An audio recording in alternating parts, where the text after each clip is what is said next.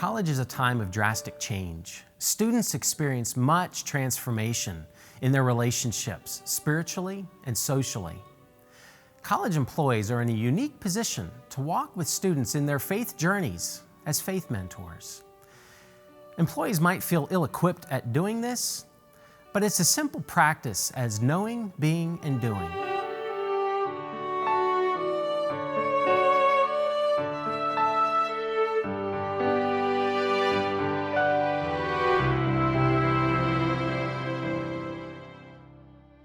An orchestra director understands the music beyond just the symbols of the notes, the staccatos, and the accents. He knows the music. He understands the lulls and the dips, the secrets and the subtleties. A faith mentor goes beyond religious education. They engage students about matters of faith and questions and doubts and dreams and hopes and joys. The orchestra director knows when to bring in the brass, when to quiet the cellos, and when to increase the volume of the violins. When speaking of faith, know when to quell cynicism, when to encourage the students with tough love, and when support is going to be the most needed instrument. Know your students. Recognize the influence of media on their lives, that many struggle with issues of loss and grief, anxiety and depression. Some are trying to make sense of the whirlwinds and shipwrecks of their lives. These realities are intertwined with their faith journeys. As a faith mentor, recognize both their promise and vulnerability, guide them to needed resources, challenge and inspire them, and engage with them in mutually beneficial conversations. Know that faith isn't just an objective achievement of a set of beliefs, but it is also in the questions, struggles, doubts, joys, and anticipations. Faith is a process. It is both noun and verb. Faith is my life. You know, it's my most fundamental purpose, I would say, is to know God. And so whatever ways my life enables me to do that, and whatever ways other people enable me to do that, that is, I guess, my purpose. Faith to me, it's sort of like a very precious jewelry, I guess. It's something that I need to take care of. I need to polish it, I need to clean it, I need to put it somewhere safe. I also like to shine it and show it to others. But I think that it is, without that precious jewel, I lose a lot of value. To be fueled, I spend time praying and doing devotions, learning about the Bible, talking to people, and that's how I'm fed spiritually. And then doing justice and being a peacemaker and living in such a way that mimics the way Jesus lived on earth would be how I live out my faith. Wednesday nights, I go to a small group. So like even a smaller group, like 8, 10 people, some older adults, some college students. And just kind of like consistent sort of ritual, that's really great for me, just to have people to talk to and such. My mentor is not a perfect person, but it is a person who is willing to share where they are in their journey with someone who is not as far along in their journey, with someone who's a little bit more fresh, somebody who's just starting to find their way. First of all, you gotta live it. I mean, that's important. You know, day to day, you're truly that yourself as a coach. You gotta walk it. You gotta truly believe that, you know, there's a higher power out there for them. They need to be honest and be like, this is what you're messing up with. But not only I will tell you what you're messing up with, but I will help you up. I will hold you in your hands and I will lift you up and I'll walk with you. I think you have to be comfortable with vulnerability and not having all the answers. I like to think of mentoring as walking with someone. A selflessness and a willingness to walk and to journey with me, wherever that may be. Who just has a heart for people, just someone who understands empathy, who can feel the joy and the pain of another person. Being legitimately curious about like who I was and what I like to do and what my questions are. A faith mentor is someone who shares personally how the Spirit has moved and worked in their lives. Bees swerve and dive and spin. Their very existence seeps energy. The college life and the world beyond can seem like it's in fast forward, and constant energy is needed to keep up with itself. Just being in nature and in community with others is often overlooked. Taking the time to be with yourself and in community, respecting and patiently listening to both your inner dialogue and to the words of those around you can nurture a sense of acceptance and belonging. Bees have individualized work, but that doesn't prevent their ability to come together in one place with one goal. Different backgrounds and faith practices may seem unique, but can easily come together to serve in a nurturing environment. Being may be difficult to truly grasp and measure, but a faith mentoring environment does possess some key features. Ask yourself if your college environment is a place of belonging for students, extends an openness to their big questions of life, fosters genuine hospitality, develops deeper wells of meaning and purpose in their lives, nurtures them toward worthy dreams, offers images of hope, and engages in practices that pause and reflect. It concerns me that students, when they come to college, they go on sabbatical in terms of their faith practices. I think that faith is understood through the practice of it. And to the extent that we pull away from practices and try to understand it intellectually, I don't think we really can. Coming home for the first time, away from mom and dad for the first time, that situation, you know, even from a kid from back church-going kid, they're coming here, in college, a good time for them to like really discover themselves as a person. Mentoring is critical when you're in college.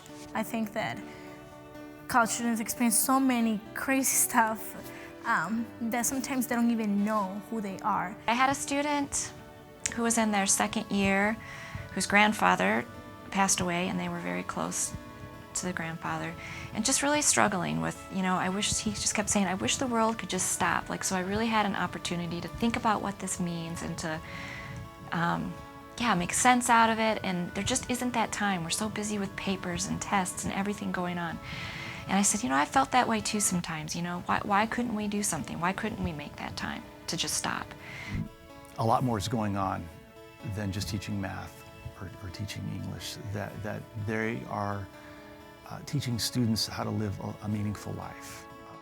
I think it's something as a Christian institution that we don't have to be shy about bringing into our classrooms. And sometimes I wonder why sometimes we keep academics and our spiritual lives a little bit more separate. Like if someone brings up the topic of faith, that we can kind of get a sparkle in our eye and let people know that it's important to us. I think it's true not just for students, but for anybody. It's so easy to just fill your days and just be busy, busy, busy, and that seems to be rewarded by society. And so in the midst of that, to take time for quietness, to take time for reflection, it seems kind of it can seem like a waste of time. I think it's helpful for us as faculty to remember that, you know, real life is going on outside of the classroom too. Sharing with the students the fact that yes, we do belong to a certain faith community and we do have certain beliefs. And sharing that in the classroom as well as out of the classroom. Offering students the chance to get to know us outside of class. The coach blows the whistle. The girls run just a little faster, kick the ball a little harder, and raise their feet just a little higher. Goals and assists are important, but the coach also sees the big picture of what's going on. Winning isn't ignored, but how one gets there is quite an achievement. The coach knows the drills and the motivations required of his players to perform at their best. And in a similar way, faith mentors know the faith practices that will work best for their students. Pray for your students. Send them encouraging notes. Invite them to church. Listen to them, to their joys, their concerns, their doubts, their fears. Share aspects of your own faith, your own life. What went well? What didn't go so well? What challenges did you experience? These are just some of the ways that you can make connections and be a faith mentoring presence for students. Doing faith-nurturing practices with your students can easily be done in and out of the classroom and can be quite simple. The list of options is never ending, but sometimes connecting with a student is simply a matter of being available at the right time and the right place. Perhaps it's a 5-minute conversation on the sidewalk that might not seem all that significant to you, but is critical in theirs. You can have a significant impact on their lives, and often it happens through small gestures. I have opportunities in the classroom and outside of the classroom to share my faith and to talk about matters of faith with my students. For myself, I make it an effort of remind them and how grateful it is, how wonderful God is, and to be part of, and for them to like every year before the season starts, I always take them to a church and some place that, hey, it's a good thing to have, I teach courses where I'm teaching teachers, and so a key part of faith mentoring is caring not only about what students are learning and what they come to know, but also caring about the whole person. So whatever we do, we pray that our hands and our feet would all be an expression of God's love. And working in schools, working with high schoolers, I think will be enormously difficult at times, but also enormously rewarding and just an incredible opportunity. In most of my classes, I have a chance to share, for example, insights that one would get from Scripture that would apply in economics. There's a lot in the Bible about economics, that's for sure. And it's a lot of fun with students, many of whom have a Christian background, who have read the Bible or studied the Bible or heard these Bible stories, to then try to apply that in the context of the modern economy. Just being in an academic context forces you to ask a lot of questions and think critically. And so during your time in college, it's a place where you can think critically about faith. If students can understand their role as a professional within the context of a meaningful faith, I think that's the best I can achieve in the classroom setting. We sell the idea, what they're going to be like as a young man 10, 15 years from now, rather than how many goals they're going to score for me, how many trophies we're going to win. It's not about that. It's all about 10, 15 years from now.